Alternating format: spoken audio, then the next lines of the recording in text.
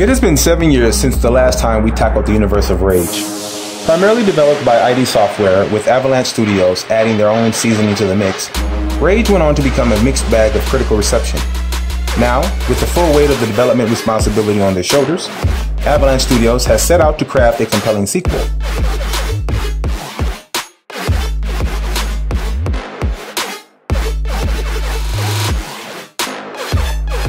For starters, if you have the privilege of playing the original game in the series, you will quickly discover this time around the tone has drastically changed. Rage 2 aims to empower the player with increasing layers of a dynamic skill tree, and for the duration of this new experience, Avalanche Studios does just that. Rage 2 sports arguably the most intoxicating first-person superhero-like gunplay you will play this generation, next to the likes of Doom, of course. You are Walker, an adopted son or daughter, depending on your gender of choice, raised in the fires of war and conflict. The universe of Rage 2 maintains an ongoing struggle as you and your allies struggle to leverage any form of normalcy against General Cross and his formidable authority forces. As the last remaining Ranger, the world of Rage 2 introduces Walker to a myriad of destructive open-world possibilities. Unlike its predecessor, Rage 2 does not pride itself on a sophisticated narrative to get its point across. With a slight revenge tone, Walker becomes the heavy-hitting, errand-running operator, assisted by the game's important figureheads, who, with their significant territories, instruct your comings and goings, while assisting with your increasingly unique Ranger abilities. Aside from the stellar combat, Rage 2 plays it quite safe, as the game's formula takes no chances with innovating the open-world experience. This is not necessarily a bad thing. However, the longer your time is spent in this universe, the more apparent you will recognize the heavy lifting associated with the sheer action. Aside from the super stylish cinematic cutscenes, bridging the story together, while doing a fair job of trying to keep your attention, players might not find themselves fully invested in the game's narrative. For a series founded on compelling storytelling, this sequel has no shame in its NPC's awful dialogue design. Nothing they ever had to say was of any substantial consequence. Due to this realization, it took away from the game's open-world potential. Yes, the NPCs were that bad. With a story this flat-out uninspiring, players are left with a formula simply founded on killing and collecting.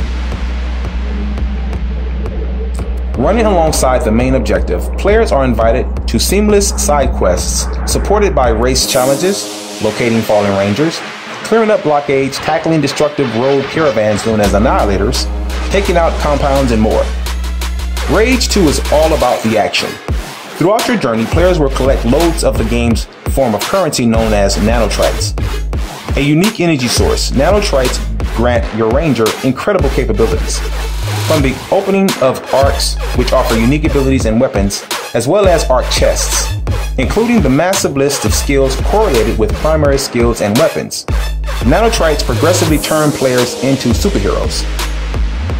With so much power at your disposal, thankfully Rage 2 offers a healthy dose of creative enemy types. Not the smartest enemies you will have killed. However, the compelling variety and varied attack postures will certainly keep players on their toes. I encourage players to take on the game on the more challenging difficulties, as the combat feels well balanced. As an open world game, vehicular traversal is also a huge part of Rage 2. With a garage located at the nearest outpost, players are encouraged to collect a number of vehicles. When you bring the vehicle to a garage, the vehicle can then be used later and/or spawned at your location. This was a great touch when I found myself hitchhiking in this savage wasteland. The world of Rage 2 is a mixed bag.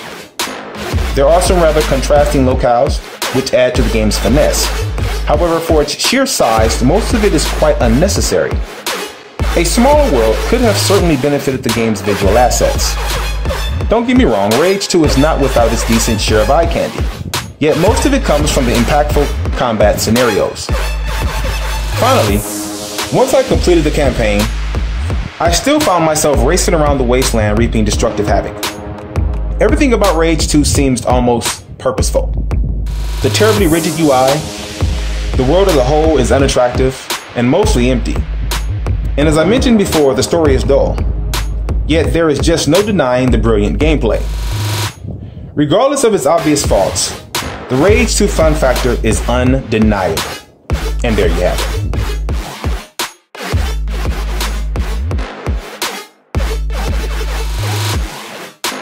For more gaming news and updates and reviews, please keep it locked here on Game Insider.